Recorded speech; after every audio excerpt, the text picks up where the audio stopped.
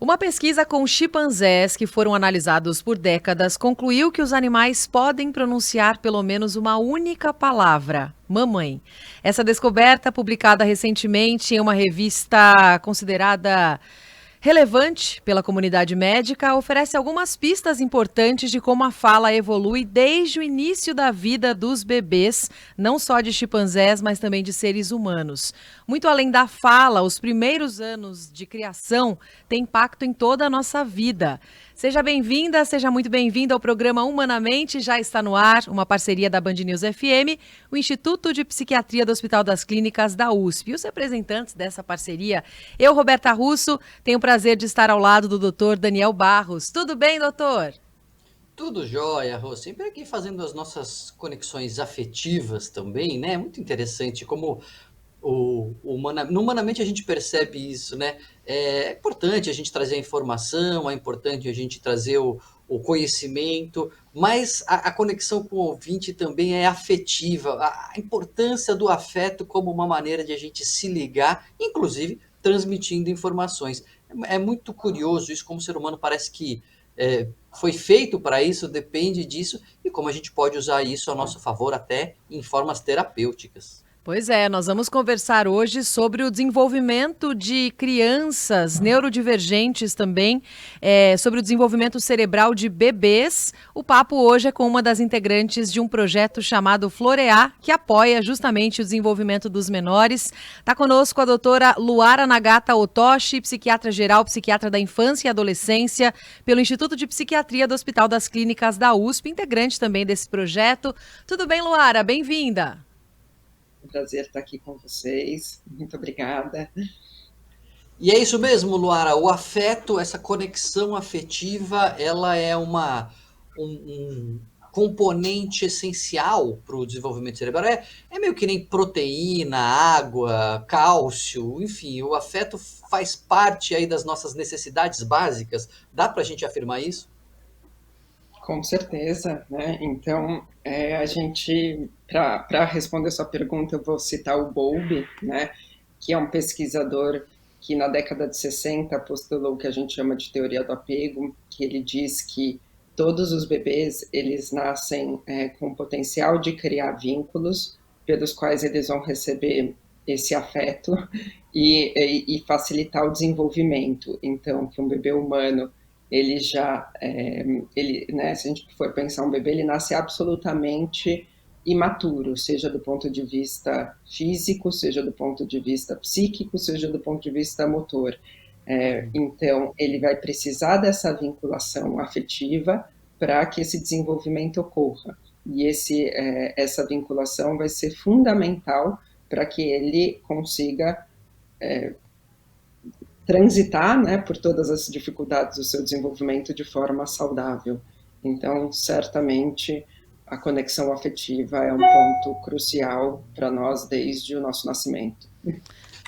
Sabe que tem um estudo famoso, Rô, não sei se, eu nem sei se, eu acho que ele é posterior ao Bowlby, você pode me esclarecer, Luara, que foi feito com bebês na Romênia, na época da ditadura lá, do Nicolau Ceausescu na Romênia, muitos pais sumiram, né, assassinados, fugindo e tal, nas torturas lá da ditadura, e deixando órfãos. E esses órfãos ficavam lá em berçários e meio que aleatoriamente eles acabavam ficando em lugares em que eles recebiam todos os cuidados adequados, tipo, trocava a fralda, limpava, dava mamadeira, mas sem nenhum apego, sem nenhuma conexão afetiva. Tava lá um funcionário quase que burocraticamente tratando ali do bebê, alimentando quando tinha fome, limpando quando estava sujo, só que sem um apego. E muitos anos depois, e claro, outros bebês não, né? Enfim, crianças da mesma geração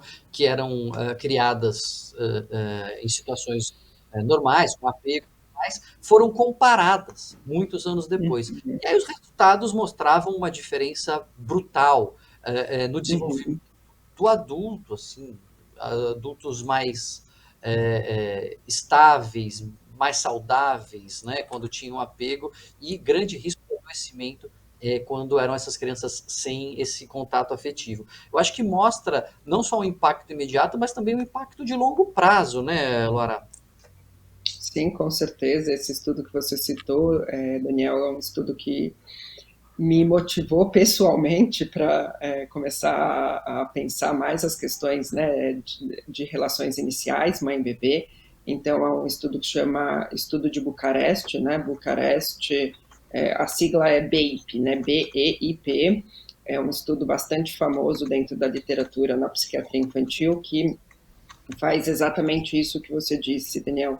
Eles compararam, né, depois da Guerra Civil, muitas crianças ficaram nesses orfanatos com esses cuidados basicamente maquinais, né, sem nenhum tipo de relação afetiva, e um grupo de pesquisador americano, então, sugeriu que o governo americano criasse locais onde essas crianças poderiam ser cuidadas numa relação com vínculos. E aí eles randomizaram, né, crianças para receber esses cuidados com vínculo versus essas que ficariam nesses orfanatos. E eles seguiram essas crianças até mais de 20 anos. Ainda tem estudos que estão sendo publicados, né, dessa corte de Bucareste, e o que eles mostram, né, o que eles acham é o quanto essas crianças que tiveram essa vinculação afetiva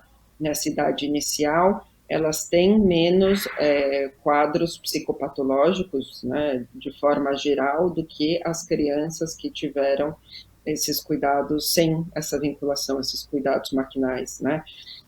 Então, isso nos mostra justamente o quanto que essas relações afetivas e essas vinculações iniciais, elas têm um impacto profundo aí no desenvolvimento infantil, né, no desenvolvimento dessas pessoas a longo prazo, e o quanto que essa área de investir na primeira infância, nos cuidados, ela é super importante, porque a gente entende que a gente está construindo como se fosse a arquitetura cerebral inicial, né? Então, se a gente pensar analogamente a uma casa, é como a gente estivesse construindo essas bases iniciais para tudo que vem depois. E uma criança pequena é isso, essa vinculação é fundamental para essa constituição.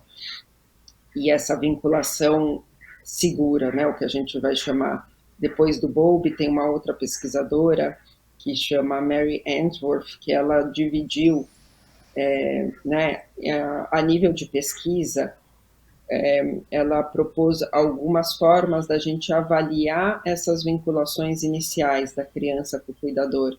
E quando esse vínculo se dá de forma segura, ou seja, esse cuidador é capaz de funcionar como uma base de segurança para que essa criança consiga explorar o mundo, e quando ela tem algum estressor, ela volta para se reorganizar emocionalmente, ela vai chamar isso de apego inseguro, versus as dificuldades nessa vinculação que entrariam dentro, né, mais globalmente como apegos inseguros. E tem muitas pesquisas atualmente no campo, né, da psiquiatria infantil que mostram como essas características de apego seguro, né, crianças que conseguem fazer essas vinculações afetivas de forma segura, o quanto que isso funciona como um fator protetor, né, e um fator, enfim, né, de melhores desfechos de desenvolvimento, versus os apegos inseguros, que de forma geral funcionam como grandes fatores de risco, né, para o desenvolvimento dessa criança. Justamente porque essa ligação vai ser tão importante para que essa criança consiga ir passando por essas dificuldades, né, intrínsecas e naturais do desenvolvimento. Sim. É muito interessante isso que você está falando, Luana, porque traz mesmo a referência do Porto Seguro, né? E indo totalmente contra quando a gente busca conhecimento, nós, cuidadores de bebês pequenos, indo totalmente contra outras teorias e estudos e linhas que falam, por exemplo, de você deixar o bebê para ter mais autonomia chorando no berço, enfim, ou para tentar dormir. Mas eu queria te ouvir sobre como se manifesta esse apego, porque eu tenho certeza que é uma dúvida desses ouvintes. Se isso cria um laço tão forte de segurança, de referência, inclusive para que a criança depois volte àquele lugar quando tiver dificuldades ao longo da vida, como manifestar esse apego? Como manifestar essa segurança para a criança? Né? Então, quando a gente fala do apego, a gente tem que pensar que tem dois polos, né? Tem a criança e tem o cuidador. Então, isso a gente precisa de uma sintonia entre esses dois lados, o que nem sempre é fácil de acontecer, sejam pelas características individuais da criança, sejam pelas características, né, do cuidador. Então, quando a gente estuda bebês, a gente vai dizer que justamente esses bebês, já desde muito pequenos, eles conseguem mostrar, comunicar o que eles estão sentindo, o que eles estão pensando, né, eles têm uma capacidade de se expressar. E do lado do cuidador, a gente vai precisar de uma pessoa que seja sensível a perceber o que essa criança está comunicando e disponível para dar, né, esse cuidado para ela. Então, a partir dessa sintonia que essa relação vai se estabelecer, né? Como que a criança comunica o que ela está sentindo, o que ela está pensando, o que ela está precisando e como esse cuidador percebe. Então, é sempre na junção, a gente sempre olha para esses dois lados e como que isso vai se desenvolvendo. Eu respondi a sua pergunta, Roberta? Sim, Ou sim, sim, respondeu. Mas a manifestação é mesmo no colo, beijo, abraço, atenção, é isso. É sobre isso que a gente está falando. isso, né? Então, muitas vezes, então vou dar um exemplo muito besta, mas é isso. Uma criança está comunicando que ela já não quer mais comer. A gente pode conseguir entender isso e respeitar, eventualmente, que ela já está satisfeita, ou você pode não estar entendendo e estar tentando, né? Então, na relação do dia a dia, é uma coisa muito básica, né? De perceber o que a criança está comunicando e conseguir interpretar isso de acordo e responder sensivelmente aquilo que está sendo, né, passado. Uma criança que está com medo e chora, a gente entender que ela está com medo e conseguir, né, dar esse contorno e dar esse apoio. Então, é sempre, né, perceber o que a criança está comunicando e conseguir, de alguma forma, responder adequadamente a essa demanda, né? Então, isso é no dia a dia, são nas menores coisas que a gente vai construindo essa relação. Agora, uma coisa que eu sempre me espanto, Luana, quando a gente pensa em profissionais da saúde, né, é o quanto a gente muitas vezes faz mal coisas que são intuitivas e que parecem naturais, né? Então você vai Uhum, numa fonoaudióloga e você percebe o quanto você não está impostando sua voz direito, o quanto você está desgastando a sua voz por não falar, e algo que pareceria natural. Você vai numa uhum, fisioterapeuta e você pisando torto e andar que parece uma coisa tão óbvia, às vezes você está fazendo errado. Neste uhum. caso, isso também acontece, quer dizer, isso que parece tão intuitivo, a gente lê o outro, a gente responder as necessidades do outro, a gente pode estar fazendo mal e pode ser melhorado, assim, a partir de algumas técnicas de atenção, também acontece? Com certeza, né? Parece uma coisa muito simples, mas na prática não é, porque para a gente perceber o outro, a gente também tem que estar aberto a conseguir olhar o que o outro está comunicando, né? Então, eu vou usar o exemplo do projeto Florea para exemplificar como que a gente tenta trabalhar isso, né? Então, dentro do projeto, uma dos objetivos do projeto é testar uma intervenção que já foi testada em outros lugares, né, no Reino Unido, na Austrália, para o nosso contexto brasileiro. E o que se pretende essa intervenção? Uma intervenção mediada por pais, justamente para a gente ajudar os pais a terem uma maior sensibilidade ao que aquelas crianças, aqueles bebês, no caso, estão comunicando, né? Então, quando eu falo que são bebês, É muito curioso que muitos cuidadores que receberam a intervenção já falaram, nossa, mas eu não achava que um bebê tão pequeno era capaz de comunicar tanta coisa. Então, como que a gente ajuda os pais, né, os cuidadores, a aumentar essa sensibilidade a essas crianças dentro da intervenção que a gente usa no projeto?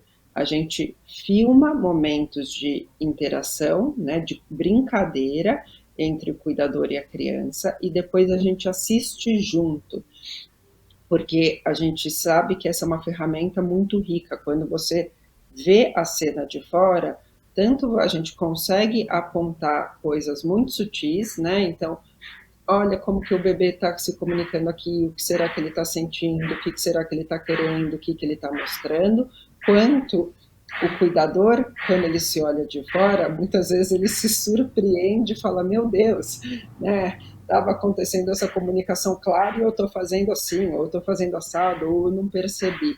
Então, essa ferramenta que a gente usa nessa intervenção no projeto é uma forma, existem, né, outras, da gente conseguir que esses momentos de comunicação sejam vistos, né, e a gente tenta aumentar essa sensibilidade a coisas que muitas vezes passavam desapercebidas. Esses cuidadores conseguem afinar o olhar para o que as crianças estão demonstrando. Sim, você estava falando do trabalho do Grupo Florea para apoiar o desenvolvimento de crianças neurodivergentes. E quais são os sinais, então, que os pais devem ficar atentos nos bebês, Luara? E bebê, por exemplo, que chora demais, bebê que tem essa característica, ele eventualmente está manifestando algum traço de personalidade para o futuro, alguma característica que deve ser observada com mais atenção? Eu vou dividir um pouco a sua pergunta em duas partes, certo, Roberto?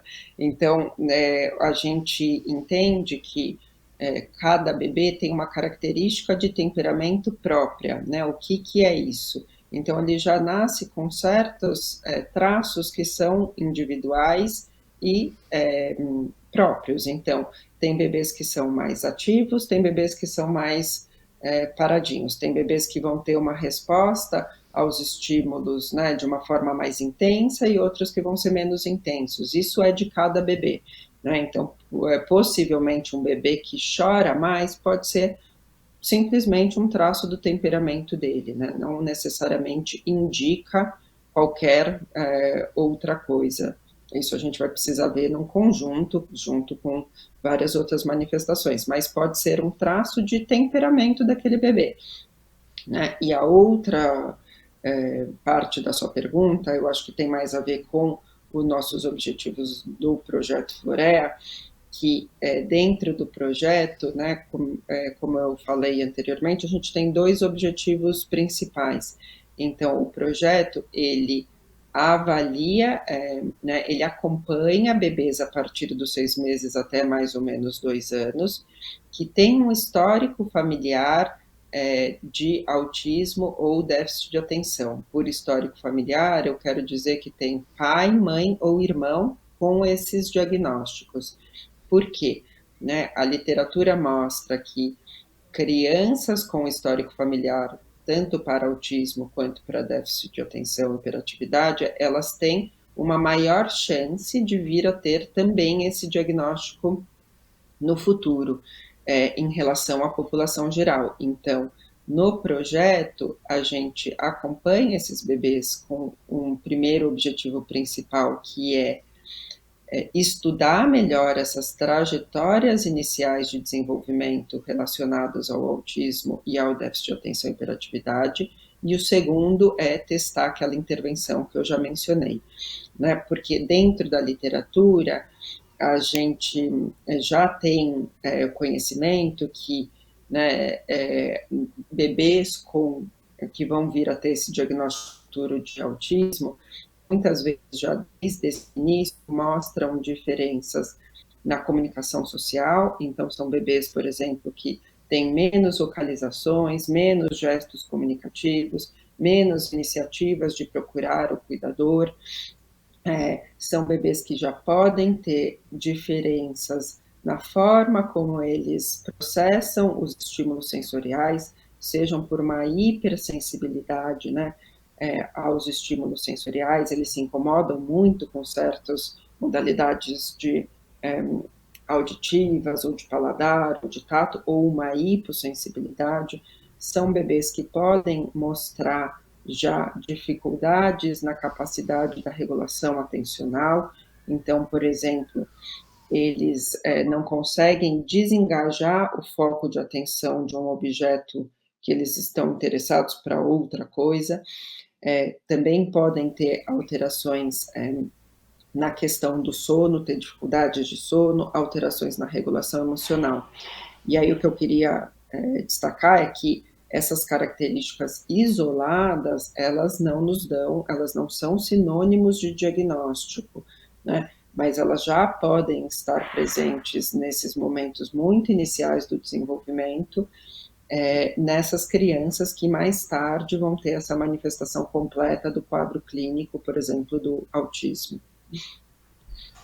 E o autismo, Luara, hoje a gente vê como um espectro, né? Enfim, tem muitas diferentes apresentações em termos de conjuntos de sintomas, mas tem gente que, como você falou, apresenta sintomas, quer dizer, não sintomas, apresenta características, vamos dizer assim, que não configuram sintomas. Então aquela pessoa não tem autismo, ela não vai ser por nenhum critério classificada como autista, mas ela poderia se dar melhor, vai, ela poderia estar um pouco mais desenvolvida, ela poderia ter mais habilidade, ela não tem um diagnóstico, mas ela não tem traquejo também. Esse tipo de intervenção ajuda lógico, no desenvolvimento das crianças que estão dentro do espectro do autismo, mas imagino que também ajude as pessoas nessa outra situação, né? As pessoas que podem desenvolver, ou as crianças desenvolverem melhor traquejo, melhor inserção social, melhor capacidade de se vincular. Tem essa mensuração? Essa intervenção específica que a gente está testando no projeto, ela vai olhar mais para a relação, o que já tem mensurado é para a relação com os pais, tá? Então, com os pares ainda não foi acompanhado, porque é uma intervenção recente, né, na literatura e que não foi amplamente testada em outros lugares ou acompanhada longitudinalmente para a gente chegar até os pares, tá, Daniel? Mas sim, em relação aos pais, o que as crianças que receberam esta intervenção que a gente está testando, em alguns, né, nos estudos, elas mostram que elas tem maior sintonia na relação com os pais e ajuda com que esses momentos, né, de sincronicidade estejam muito mais presentes. Então, a qualidade da relação dela com os pais melhora. Por quê? Porque, né, qual que é um dos motivos para que essa intervenção tenha sido desenvolvida?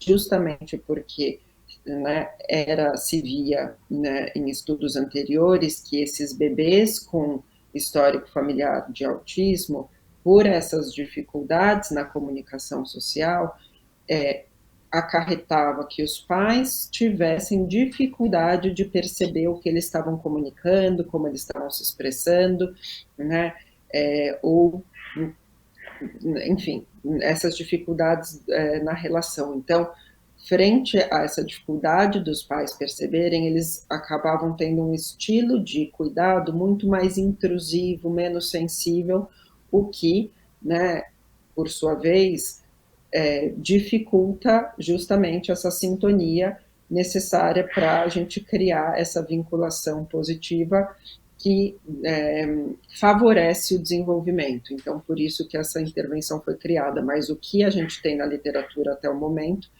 está restrito às avaliações em relação aos pais, mas a gente entende que né, dentro dessa sintonia, isso sim aumenta essa competência socioemocional das crianças, tá? Sim, mas identificar no bebê, na infância, essas características para que a gente saiba que ela pode desenvolver nos próximos anos, ela pode vir a ser uma criança neurodivergente, por exemplo, isso ajuda em quais aspectos? Para lidar com as individualidades daquela criança, Luara?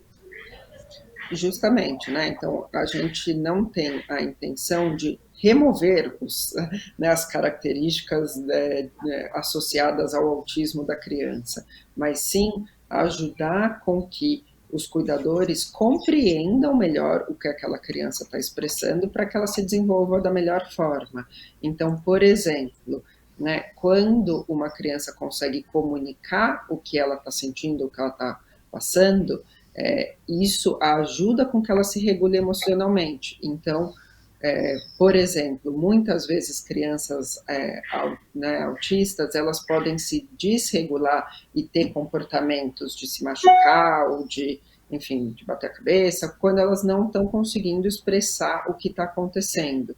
Então, a gente entende que ajudar com que essa vinculação, com que essa comunicação melhore, ajuda a apoiar com o desenvolvimento dela como um todo, mas não que a gente vai suprimir necessariamente características associadas ao autismo. Deu para entender? Uhum. Perfeito, não é exatamente um remédio, né, Laura? Mas, de fato, quando a gente pensa no desenvolvimento da criança e no desenvolvimento da criança neurodivergente, ela tem uma divergência e uma dificuldade, muitas vezes, de leitura social, de habilidades sociais, de entender o outro. Então, como que a gente aprende isso? É fazendo, né? Então, se estruturadamente, formalmente, a gente se torna consciente daquilo que está fazendo, a gente acha que vai modelando melhor as nossas crianças. E acho que esse é um ponto que eu queria abordar também. A importância de a gente estar fazendo com consciência, de a gente estar presente no momento quando a gente está interagindo com as crianças, sejam bebês, sejam crianças pequenas, enfim, lógico que até adolescentes e adultos, mas essa presença, a consciência, eu estou aqui, eu estou com você, eu estou te ouvindo, eu estou te vendo, ela acho que é um esforço hoje em dia, né? A gente tem uma multiplicidade de concorrentes para essa interação, mas ela é um componente fundamental, né? A atenção e a presença. Com certeza, né? Essa atenção plena, que a gente diria, ao que está acontecendo, versus a atenção dividida, que muitas vezes você está olhando para a criança e olhando o celular, então faz toda a diferença, ela se sente conectada se você está de fato presente, né? E aí, fazendo um gancho para a questão que você começou comentando, né, Daniel, uma das hipóteses dentro da questão do autismo é que essas crianças, então, elas já têm essas vulnerabilidades intrínsecas, né, na questão da comunicação social, mas os cuidadores não conseguirem perceber adequadamente quando essa criança está comunicando, né, acaba que vai aumentando, né, numa relação de cascata, essa vulnerabilidade pré-existente, versus quando você consegue justamente perceber o que aquela criança está interessada, está comunicando, você cria um ambiente favorável para a conexão, e isso, por sua vez, gera uma maior troca entre, né, aquela criança e aquele cuidador, e você vai auxiliando que ela desenvolva essas habilidades de comunicação que ela já tem dificuldades de base. Então, a gente tenta atuar justamente mudando essa cascata de amplificar essas vulnerabilidades e tentando promover, né, essas habilidades que estão prejudicadas ali no início da vida, né? Então, divergentes ali do início da vida. Sim. Para terminar, Luara, que o nosso tempo já está acabando, mas como é agosto dourado também, o programa ainda vai ao ar em agosto, a gente também fala sobre a amamentação. Qual que é a importância da alimentação da criança, seja pela própria amamentação ou não, o início da introdução alimentar, também no desenvolvimento cerebral dos bebês? O que a gente sabe e você vê na sua experiência em relação a isso? a alimentação é um momento de grande também sintonia e troca, né, então, assim, eu não vou entrar pelo lado nutricional da coisa, mas pelo lado, né, psiquiátrico, não psiquiátrico, mas do desenvolvimento psíquico, né, mas então a alimentação, se a gente for pensar num bebezinho pequeno, é o primeiro momento de grande vinculação entre mãe e bebê, é o momento da amamentação, ou da alimentação, né, se a mãe não conseguir amamentar, não tem problema, né? Mas dessa troca afetiva. Então, já é um primeiro momento de troca afetiva, e o quanto que, ao longo do desenvolvimento, quando a criança já está comendo, por exemplo, é um momento de grande necessidade de percepção da criança e de troca de turno, né? Então, ela come, você respeita, você olha, você presta atenção, você ajuda. Então, a alimentação é um grande momento de possibilidade de sintonia, de sincronicidade, de troca, de aprendizado social, além de ser, né, primordialmente afetiva, já desde o início da vida de uma criança. Luara, a gente vai ter que encerrar aqui a entrevista. Muito obrigada por essa conversa aqui no Humanamente, muito importante para todo mundo que cuida dos bebês, também quer entender mais do desenvolvimento cerebral dos menores. Muito obrigada, até uma próxima. Bom trabalho para vocês. Obrigada, Daniel, obrigada, Roberta. Até uma próxima. Valeu, Luara. Doutor Daniel Barros, ficamos por aqui. Semana que vem tem mais Humanamente com outros temas importantes. Para o ouvinte que pegou o programa na metade, pode acompanhar pelo site da Band News FM, nossa versão no dial da rádio, ou então pelas imagens no YouTube e ainda nossa versão em podcast. Beijo para você, doutor. Eu sempre criando conexões. Até semana que vem.